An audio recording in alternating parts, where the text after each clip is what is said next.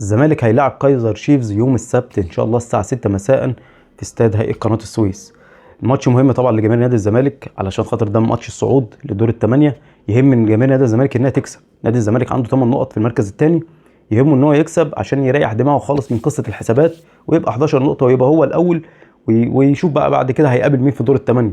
لان في المركز دلوقتي المركز الاول نادي كايزر شيفز ب 10 نقط، المركز الثاني الزمالك ب 8 نقط، المركز الثالث المصري ب 7 نقط. هيلاعب زيسكو هيكسبها كده المصري هيكسب زيسكو بسكور، هيستنى بقى يشوف نتيجه الماتش بتاع الزمالك وكايزر شيفز.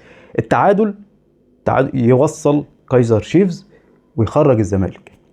الزمالك في الحاله زي دي كده لازم يكسب كايزر شيفز، لان المصري كده هيكسب زيسكو، فالزمالك محتاج لازم يكسب كايزر شيفز. الزمالك اي نتيجه هيكسبها والمصري علّى عليها، الزمالك والمصري يوصلوا. الزمالك هيبقى اول والمصري هيبقى تاني.